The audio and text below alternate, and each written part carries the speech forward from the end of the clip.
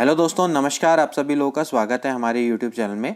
दोस्तों, हम लोग पढ़ रहे थे बालक की वृद्धि एवं विकास के बारे में। इसमें हमने पिछली वीडियो में काफ़ी चीज़ें डिस्कस की थी, अभी काफ़ी चीज़ें डिस्कस करने को रह गई थी, तो इसलिए मैंने बोला था कि मैं जल्द ही दूसरी वीडियो लेकर आऊँगा जिस पर मैं आपको पूरा टॉपिक ख़त्म करने का प्रयास करूँगा। तो इसमें हम दोस्तों पढ़ेंगे बाल विकास के सिद्धांत और विकास और वृद्धि में वंशानुक्रम एवं वातावरण के प्रभाव के बारे में। तो चलिए वीडियो को स्टार्ट करते हैं। तो दोस्तों, जैसा कि पिछली वीडियो में हमने थोड़ा सा डिस्कस किया था कि जो अभिवृद्धि और विकास हैं वो हमेशा अलग अलग होते हैं, जबकि इनको प्रायः एक ही अर्थ में प्रयोग किया जाता है ना। हमने बताया था कि जो अभिवृद्धि है वो सामान्यतः शरीर और उसके अंगों में भार और आकार में वृद्धि से संबंधित है, ठीक है ना। वृद्धि को मापा या तोला जा सकता है, ठीक है ना। लेकिन जो विकास है वो क्या है, जीवन पर्यंत चलने वाली प्रक्रिया है, ठीक है ना। इसमें केवल शारीरिक विकास ही नहीं, इसमें मानसिक और संवेगात्मक विकास भी दोस्तों क्या होता है, सम्मिलित होता है, ठीक है ना। हमने इसके बारे में दोस्तों डिस्कस किया था, ठीक है ना। तो जो वृद्धि है वो आपकी क्या है दोस्तों, एक समय बाद रुक जाती है, लेकिन विकास आपका क्या होता है, निरंतर चलने वाली प्रक्रिया होती है, ठीक है ना। इसके बारे में हमने डिस्कस किया था। इसके अलावा हमने और भी चीजें डिस्कस की थी कि जैसे शारीरिक दृष्टि से अगर कोई स्वस्थ और परिपक्व बालक है वो सीखने में अधिक रुचि लेते हैं, जिससे कि वो क्या करते हैं, शीघ्रता से नवीन बातों को सीख लेते हैं। जबकि जो कमजोर और बीमार या क्या कह सकते हैं हम अपरिपक्व छात्र हैं वो सीखने में हमेशा क्या होते हैं, कठिनाई का अनुभव करते हैं। अब इसी आधार पे दोस्तों क्या है, बालक विकास के सिद्धांत, या हम इसको बाल विकास के सिद्धांत भी हैं, सामान्य सिद्धांत भी कह सकते हैं, इनके बारे में हम दोस्तों डिस्कस कर लेते हैं। देखिए, सबसे पहले आपका आता है निरंतरता का सिद्धांत।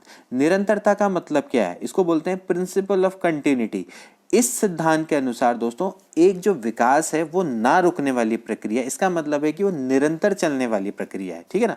माँ के गर्भ से प्रक्रिया प्रारंभ होती है और मृत्यु पर्यंत तक क्या होती है दोस्तों, चलती रहती है, ठीक है ना। यानी कि हम कह सकते हैं एक छोटे से आकार से हम अपना जब जीवन प्रारंभ करते हैं, उसके बाद हम दोस्तों जब तक हम कह सकते हैं कि मृत्यु नहीं होती है, तब तक हमारे सभी पक्षों का लगातार विकास होता है, जैसे कि शारीरिक, मानसिक, सामाजिक, संवेगात्मक, सभी तरीके का दोस्तों क्या होता है, विकास चलता रहता है। ओके, इस चीज के बारे में हमने पिछली वीडियो में भी डिस्कस किया था। अब हम दोस्तों क्या कर रहे हैं, सिद्धांत के बारे में डिस्कस करें।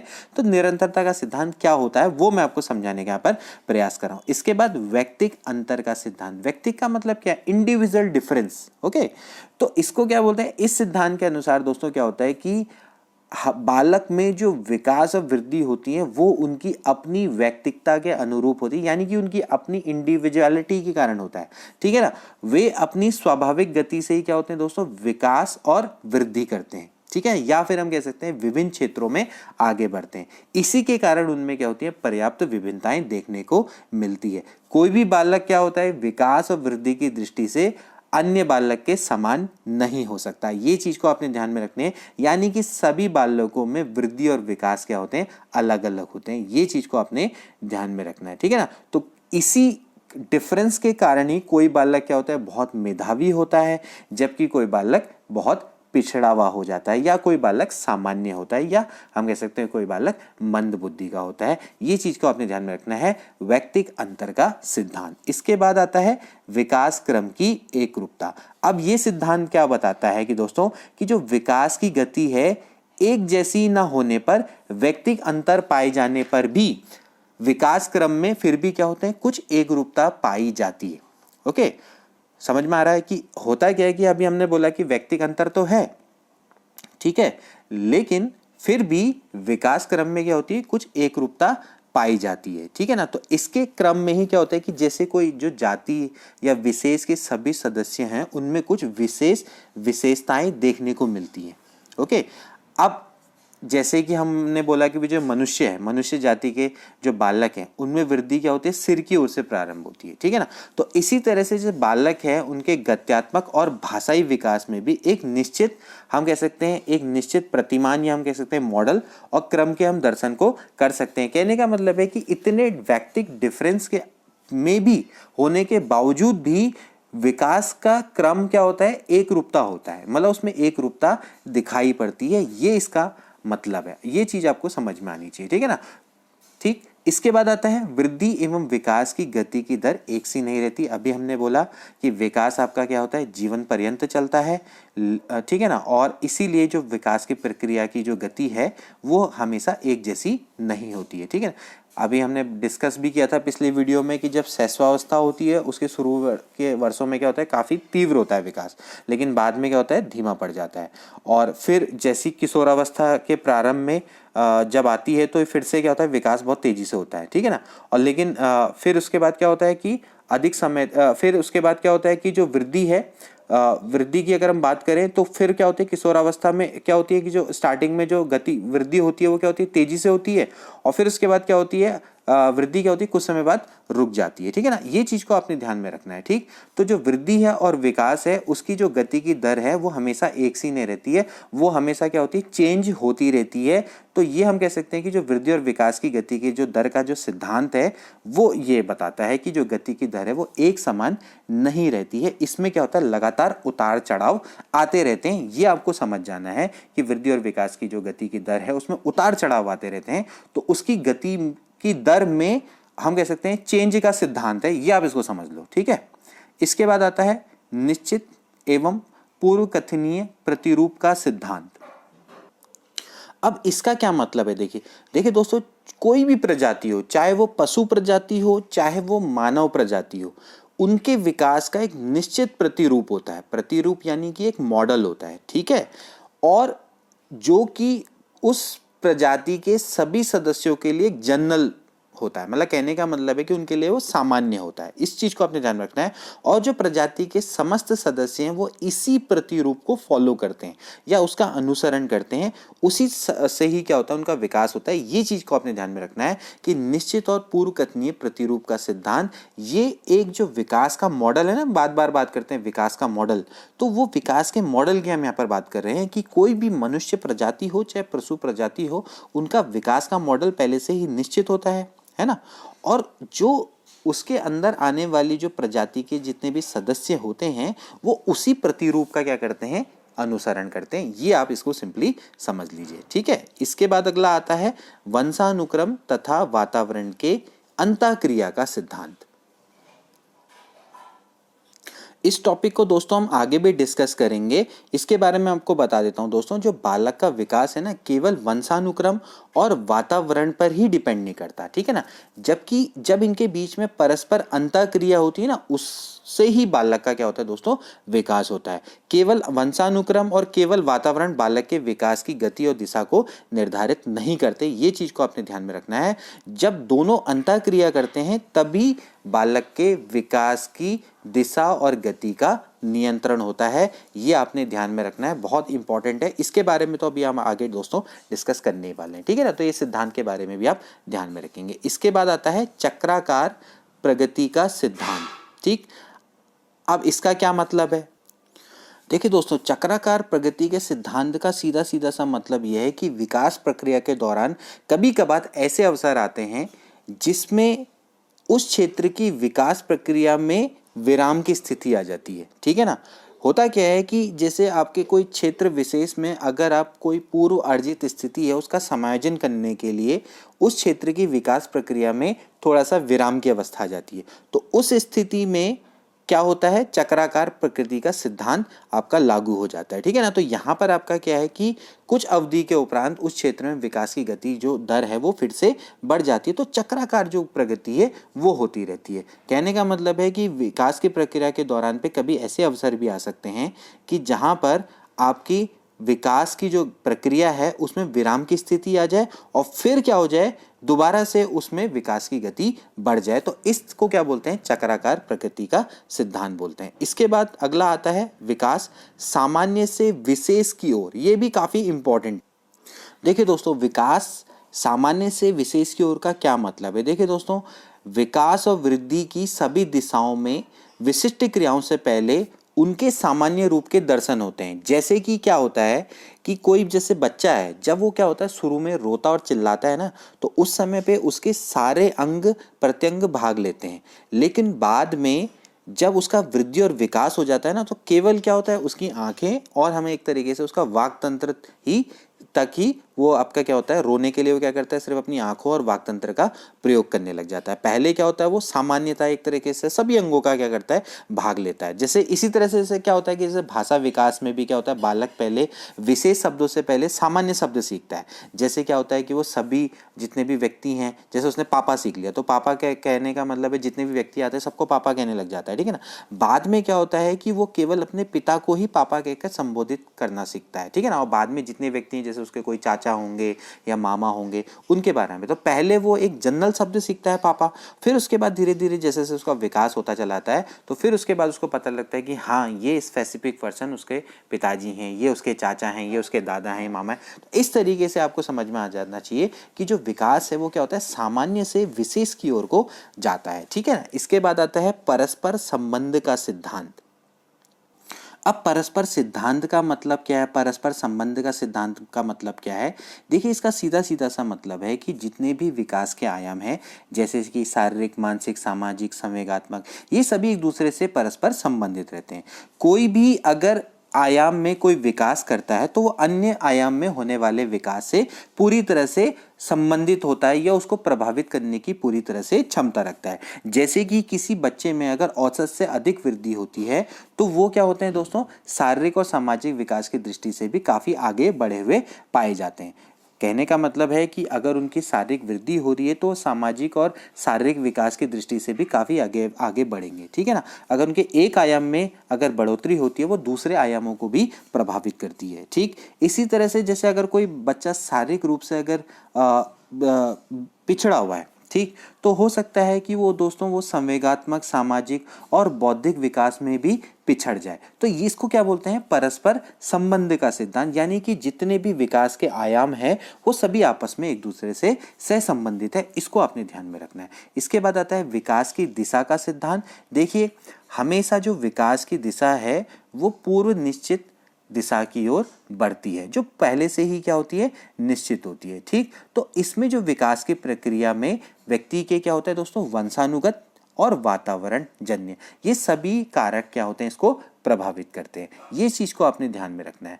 इसमें हमेशा क्या होता है कि जो विकास की दिशा में जो बालक है पहले अपने सिर और भुजाओं की गति पर नियंत्रण करना सीखता है और फिर उसके बाद क्या होता है, उसकी टांगों पर। ये चीज आपने ध्यान में रखना। और फिर क्या होता है, उन्हीं टांगों के सहारे वो खड़ा होना और चलना सीखता है। तो बालक में जो विकास की दिशा वो कहाँ से स्टार्ट होती है, सिर से स्टार्ट होती है। तो विकास की जो दिशा है वो क्या है, पूर्व निश्चित है, पूर्व से ही निर्धारित है। तो विकास हमेशा पूर्व निश्चित दिशा की ओर बढ़ता है, ये इसका कहने का मतलब है। इसके बाद विकास लंबवत सीधा ना होकर वर्तुलाकार होता है। देखिए ये इसी तरीके से है जो कि अभी हमने डिस्कस किया था कि चक्राकार, ठीक है ना। जो बालक का विकास है वो लंबवत सीधा ना होकर वर्तुलाकार होता है, यानी कि वृत्ताकार भी हम इसको कह सकते हैं।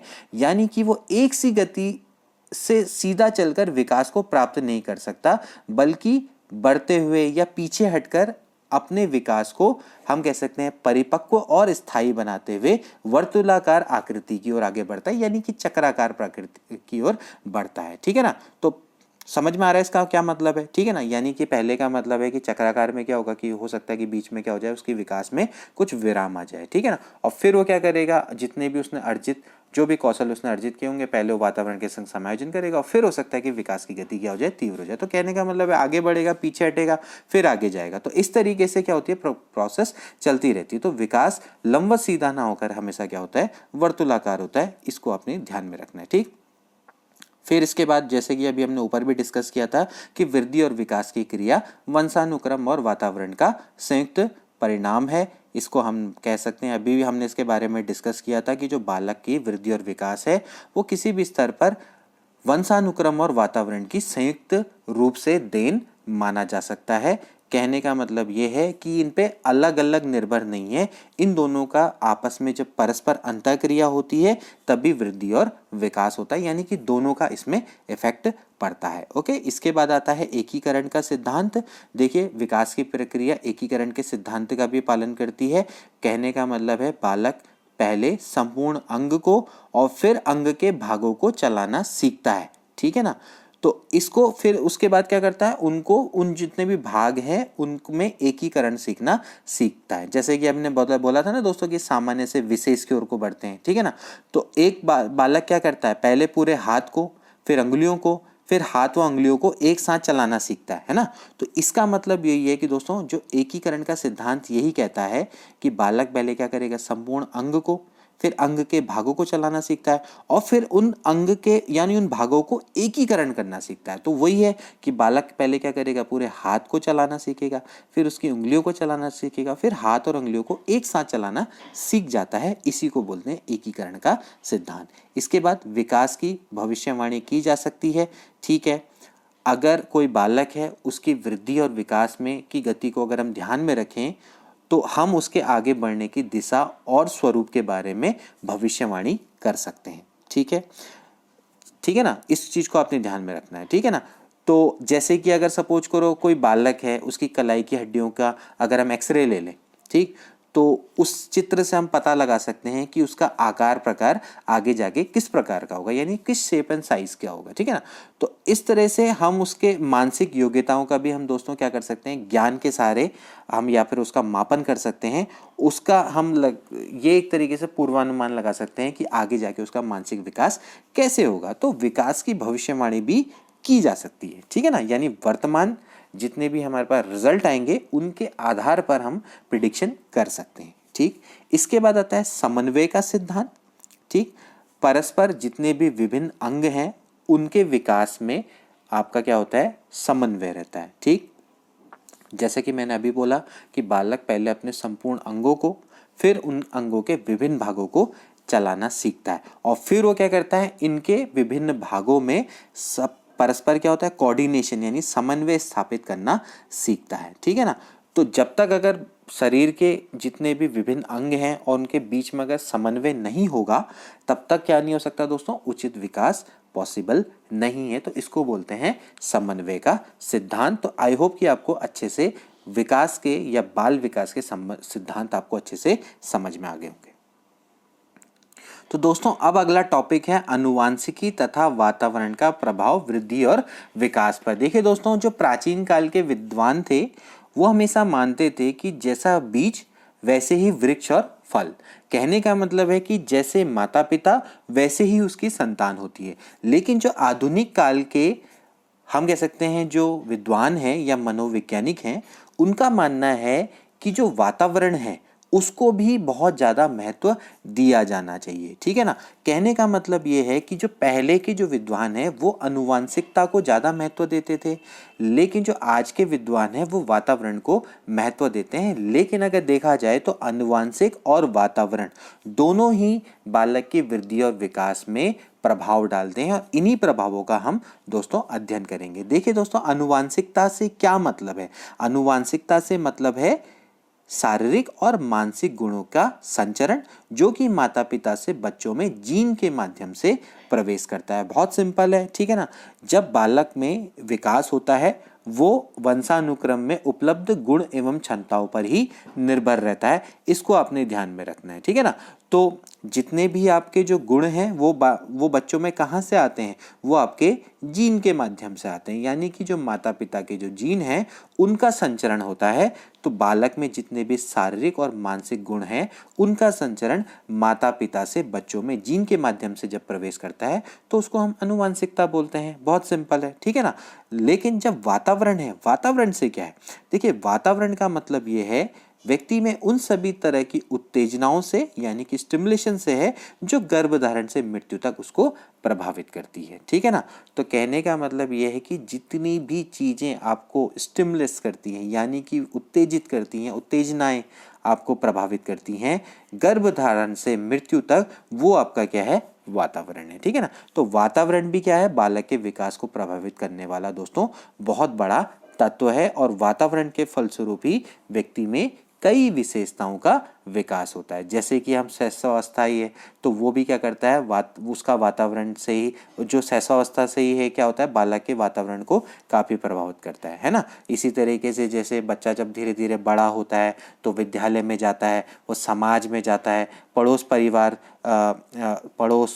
तथा परिवार में जाता है, तो उससे भी क्या होता है, उस पर प्रभाव स्पष्ट रूप से दिखाई देता है। ठीक है ना। इसके अलावा देखिए यहाँ पर काफ़ी इंपॉर्टेंट डेफिनेशन है जो कि वॉटसन द्वारा दी गई है। उन्होंने क्या कहा है कि देखिए दोस्तों कि जो वातावरण है उसी के प्रभाव से शिशु को डॉक्टर, वकील, कलाकार, नेता आदि कुछ भी बनाया जा सकता है, भले ही शिशु की आनुवंशिकी कुछ भी रही हो, तथा एक समाज के व्यक्ति शारीरिक और मानसिक दृष्टि से असमान होते हैं। तो ये इनका विचार था दोस्तों कि जो वातावरण है उसके प्रभाव से ही शिशु को आप डॉक्टर, वकील, कलाकार, नेता कुछ भी बना सकते हैं, चाहे उनकी आनुवंशिकी कुछ भी रही हो। तो इससे हमें पता लगता है दोस्तों कि जो शिक्षा है उसका वंशानुक्रम और वातावरण में कितना महत्व है, जो कि दोस्तों हमारा अगला टॉपिक है। ठीक है ना। तो आप इसको ध्यान में रखेंगे कि इन असमानताओं और विभिन्नताओं के कारण ही कुछ मनोवैज्ञानिक क्या है, वंशानुक्रम को मानते हैं, और कुछ क्या मानते हैं, इसको वातावरण को श्रेय देते हैं कि जो असमानता और विभिन्नताएं बालकों में है वो आपकी आनुवंशिकता और वातावरण के कारण है। कुछ मनोवैज्ञानिक आनुवंशिक को मानते हैं, कुछ वातावरण को मानते हैं, लेकिन जो इसका रिजल्ट निकलता है वो यही कहता है कि दोनों की अंतःक्रिया के फलस्वरूप ही बच्चों में आपकी वृद्धि और विकास होता है। ये चीज को आपने ध्यान में रखना है। तो दोस्तों अगला टॉपिक है, ये है शिक्षा में वंशानुक्रम और वातावरण की महत्वता। तो देखिए दोस्तों क्या कह रहा है ये कि जो शैक्षिक दृष्टि है, शैक्षिक दृष्टि से वंशानुक्रम तथा वातावरण का अत्यंत महत्व है। निसंदेह वंशानुक्रम को परिवर्तित नहीं किया जा सकता, परंतु वंशानुक्रम को ध्यान में रखकर बालक के लिए उचित वातावरण प्रदान किया जा सकता है ताकि उसका सर्वांगीण विकास हो सके।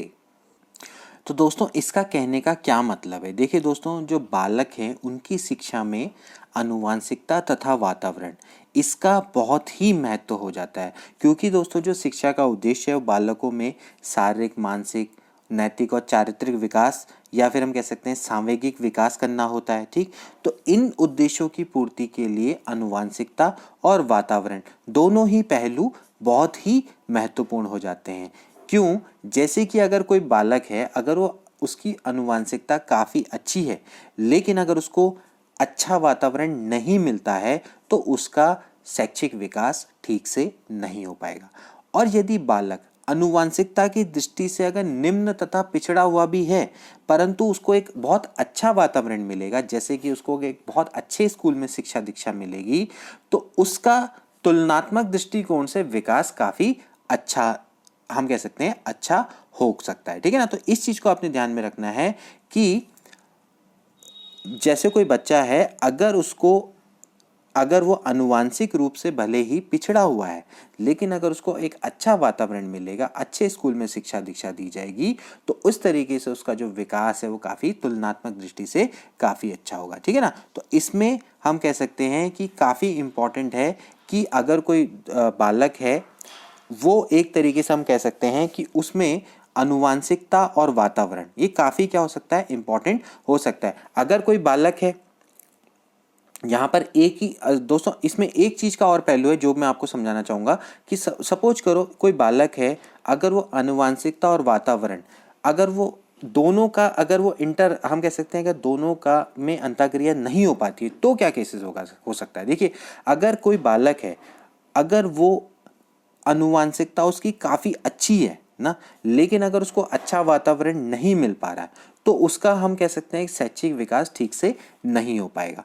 ठीक हो गया। लेकिन अगर जैसे कोई बालक है आनुवंशिकता के दृष्टिकोण से निम्न और पिछड़ा हुआ है, लेकिन अगर उसको हम अच्छे वातावरण, अच्छे स्कूल में रखें तो उसका अच्छा विकास तो होगा, लेकिन अगर कोई व्यक्ति है उसको अगर अच्छी आनुवंशिकता भी हो और उसको अगर अच्छा विद्यालय भी मिले या अच्छा वातावरण भी मिले तो डेफिनेटली उसका विकास क्या होगा, काफ़ी अच्छा होगा। ये इसका कहने का मतलब है कि अगर कोई बालक है, वंशानुक्रम और वातावरण उसके जीवन में या उसकी वृद्धि और विकास में इन दोनों का बराबर का महत्व है। हम ये इसका हम सीधा सा मोटिव है कि जो शिक्षा है शिक्षा में वंशानुक्रम और वातावरण का क्या क्या महत्व हो सकता है, कि वंशानुक्रम का भी महत्व है और वातावरण का भी महत्व है। हालांकि कुछ मनोवैज्ञानिकों द्वारा इसको कहा गया है कि भाई अगर सपोज करो वंशानुक्रम को ध्यान में रख के विकास का अगर हम उचित वातावरण अगर हम प्रदान करें तो उसका हम क्या कर सकते हैं, सर्वांगीण विकास कर सकते हैं। लेकिन अगर हम आज की डेफिनेशन में इसको समझें तो आज की डेफिनेशन यही कहेगी कि भाई ठीक है, आपका वंशानुक्रम निम्न है, ठीक है, और लेकिन अगर आपको अच्छा वातावरण मिल रहा है तो आपका विकास अच्छा होगा। लेकिन अगर हम तुलना करें कि जिसका अच्छा वंशानुक्रम है और अच्छा वातावरण है तो उसका विकास ज़्यादा होगा, ये डेफिनेट है, यानी कि ये तो बिल्कुल मतलब हम कह सकते हैं कि निश्चित है। ये चीज़ आपको ध्यान में रखनी है। किसी बच्चे का आनुवंशिकता अगर खराब है और उसका स्कूल काफ़ी अच्छा है तो उसका विकास होगा, लेकिन हो सकता है कि जिसकी आनुवंशिकता काफ़ी अच्छी हो और स्कूलिंग भी काफ़ी अच्छी हो उसको ज़्यादा उसका विकास होगा। इसी तरीके से कोई बालक है, उसकी आनुवंशिकता अच्छी है लेकिन उसका वातावरण अच्छा नहीं है तो भी उसका विकास होगा, लेकिन डेफिनेटली उसका विकास क्या होगा, कम होगा, जिसकी दोनों अच्छी होंगी। तो कहने का मतलब यह है कि वंशानुक्रम और वातावरण दोनों का ही अपना अपना महत्व है। ये इस टॉपिक का एक तरीके से दोस्तों निष्कर्ष निकल कर आता है। ये चीज़ को आपने ध्यान में रखना। अब यहाँ पर हमने कुछ प्रभाव लिखे हैं कि वंशानुक्रम के क्या क्या प्रभाव हैं और वातावरण के क्या क्या प्रभाव हैं, इनके बारे में हम दोस्तों डिस्कस कर लेते हैं एक एक करके, ठीक है ना। तो सबसे पहला आता है वंशानुक्रम का प्रभाव, इसके बारे में हम डिस्कस कर लेते हैं। सबसे पहला आता है दोस्तों शारीरिक विकास पर प्रभाव। शारीरिक विकास पर प्रभाव आपके वंशानुक्रम का क्या प्रभाव पड़ता है। देखिए कार्ल पियर्सन है, कार्ल पियर्सन का विचार था कि यदि माता पिता की लंबाई अगर कम या अधिक होगी तो बच्चों की लंबाई भी कम या अधिक होती है। तो देख सकते हैं कि आप शारीरिक विकास पर वंशानुक्रम का क्या प्रभाव पड़ता है, बहुत सिंपल है, ठीक है। इसके बाद मूल शक्तियों का पर प्रभाव, जो थॉर्नडाइक है इनका विचार यह है कि बालक की मूल शक्तियां वंशानुक्रम पर निर्भर करती हैं। इसके अलावा बुद्धि पर प्रभाव, देखिए गार्डन है, गार्डन का विचार है कि तीव्र बुद्धि के अगर माता पिता होंगे तो उनकी संतान भी तीव्र बुद्धि की होगी। अगर मंद बुद्धि के माता पिता हैं तो उनकी संतान भी मंद बुद्धि की होगी। ये प्रभाव पड़ता है आपका बुद्धि पर, ठीक है ना। हम यहाँ पर विकास और वृद्धि पर आपके जितने वंशानुक्रम के प्रभाव हैं उनके बारे में डिस्कस करें दोस्तों। इसके बाद आता है चरित्र पर प्रभाव। देखिए जो डगडेल हैं इनका मानना है कि अगर माता पिता चरित्रहीन होंगे तो उनकी संतान भी चरित्रहीन होगी, ठीक है ना। तो ये इनकी थ्योरी है, लेकिन ज़्यादातर जो मनोवैज्ञानिक हैं वो इनसे सहमत नहीं है, ठीक है। इसके बाद आता है व्यावसायिक कुशलता पर प्रभाव। ये कैटल हैं, इन्होंने इसके बारे में एक तरीके से शोध किया था। तो जो कैटल है उनका ये मानना है कि व्यावसायिक कुशलता भी मुख्य रूप से वंशानुक्रम पर निर्भर करती हैं, यानी माँ बाप अगर व्यावसायिक रूप से कुशल हैं तो जो उनके बच्चे हैं वो भी व्यावसायिक रूप से कुशल होते हैं। इसके बाद सामाजिक पहलू पर प्रभाव। सामाजिक पहलू पर प्रभाव में विंसिप है, इन्होंने अध्ययन किया था। तो इन्होंने ये पाया कि जो गुणवान और प्रतिष्ठावान माँ बाप हैं उनकी संतान भी गुणवान और प्रतिष्ठावान होती है, यानी कि सामाजिक पहलू पर भी प्रभाव इन्होंने डाला है, ठीक है ना। तो काफ़ी इंपॉर्टेंट है, इसको भी आप ध्यान में रखेंगे। सामाजिक पहलू पर भी वंशानुक्रम का प्रभाव पड़ता है। इसके बाद आता है महानता पर प्रभाव। तो जो गाल्टन है इनका भी ये विचार है कि जो व्यक्ति की महानता का कारण ही उसका वंशानुक्रम है, ठीक। महान वैज्ञानिक हो, चाहे साहित्यकार हो, चाहे राजनीतिज्ञ हो, कलाकार हो, खिलाड़ी हो, ठीक। तो उनके अगर आप जीवन चरित्रों के अध्ययन से आप अध्ययन करेंगे तो उससे पता लगता है कि जो परिवार है, इनके परिवार की बात करें तो इनके परिवार के अन्य व्यक्तियों ने भी एक तरीके से समाज में महानता या प्रशंसा प्राप्त की है, ठीक है ना। तो कहने का मतलब यह है कि कोई भी, जैसे आप बड़े बड़े वैज्ञानिक हैं, चाहे साहित्यकार हैं, चाहे आप राजनीतिक हैं या कलाकार हैं, तो उनके परिवार में भी महान लोग पाए गए हैं। ये इनकी रिसर्च है गाल्टन की। तो गाल्टन ने माना है कि इस महानता पर भी क्या होता है, प्रभाव पड़ता है, कि ये भी क्या होती है, वंशानुगत होती है, ठीक है ना। ये इन सभी के अपने अपने रिसर्च के द्वारा इन्होंने अपनी अपनी थ्योरी में बताया है, ठीक है। इसके बाद आता है दोस्तों वातावरण पर प्रभाव। अब वातावरण पर क्या प्रभाव पड़ता है हमारी वृद्धि पर और वृद्धि और विकास पे, हम इसके बारे में डिस्कस कर रहे हैं, ठीक है ना। सबसे पहला आता है शारीरिक विकास पर प्रभाव। अब शारीरिक विकास पर क्या प्रभाव है, देखिए दोस्तों, जो फ्रेंच बोअस हैं, ये फोकस यहाँ पर गलत हो गया, इनका नाम है फ्रेंच बोअस, ठीक है, फ्रेंच बोअस, ये इनका नाम है। इन्होंने यह माना है कि जो शारीरिक विकास है उस पर देखा जाए तो वंशानुक्रम का प्रभाव नहीं पड़ता, इसमें वातावरण का प्रभाव पड़ता है, ये इन्होंने माना है, ठीक है ना। जैसे जो कई सारी जो जातियां होती हैं उनमें शारीरिक अंतर का जो कारण है वो इन्होंने वंशानुक्रम नहीं माना है, इन्होंने माना है कि वो वातावरण है। उन्होंने सिद्ध किया कि जो जापानीज होते हैं और यहूदी अमेरिका होते हैं वो अनेक पीढ़ियों से क्या हो रहे हैं, अलग अलग निवास कर रहे हैं, तो उनकी जो लंबाई है वो भौतिक वातावरण के कारण अलग अलग है। ये चीज़ को आपने ध्यान में रखना है, ठीक है ना।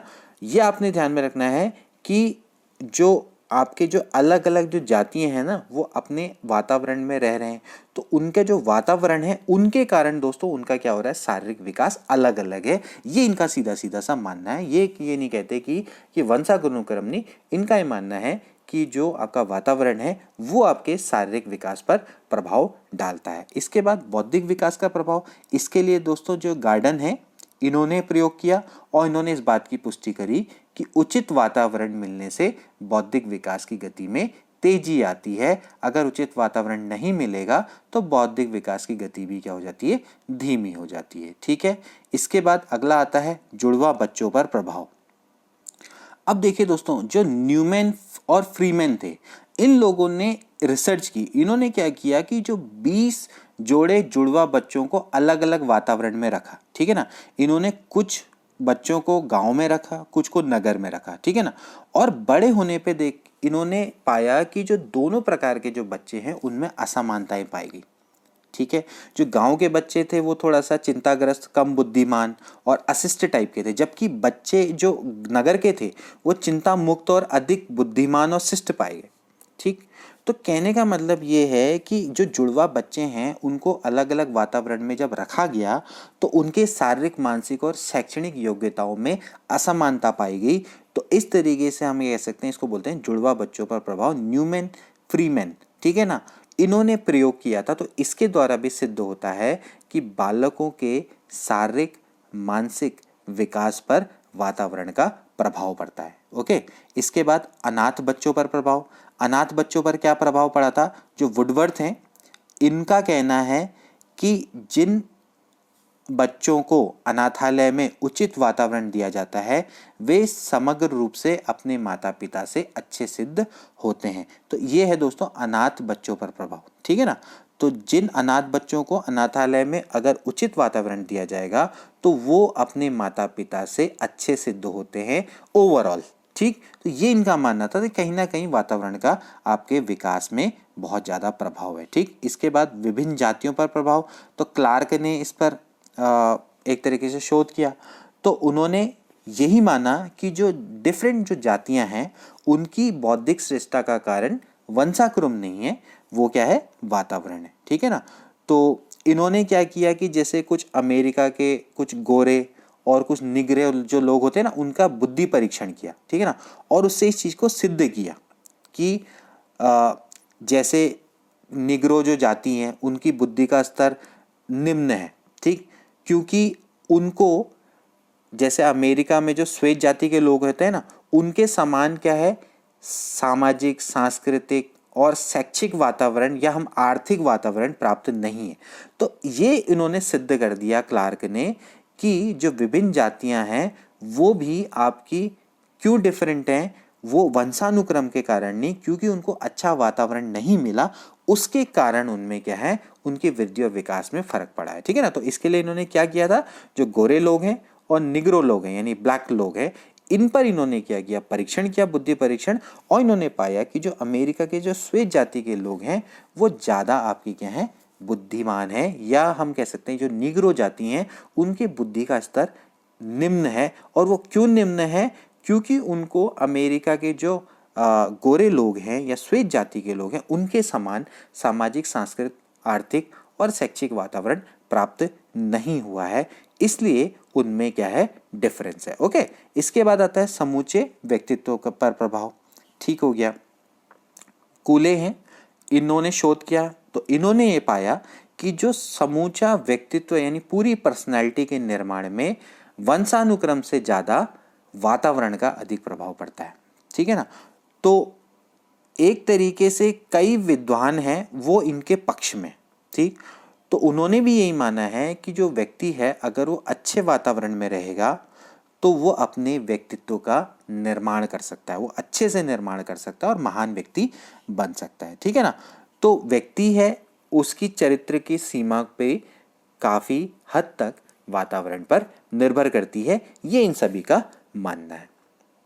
ठीक, तो दोस्तों ये थे आज के हमारे विषय और टॉपिक। आई होप कि ये टॉपिक आपको समझ में आया होगा। मैंने पूरी कोशिश की है कि जितने भी इसके पहलू जो कि एग्ज़ाम से रिलेटेड और इम्पॉर्टेंट हो सकते हैं उनको इसमें शामिल करने का प्रयास किया है। ठीक है ना। तो आई होप कि ये आपके लिए एग्ज़ाम में काफ़ी उपयोगी सिद्ध होगा। तो मिलते हैं अगली वीडियो में। Till then take care and good bye.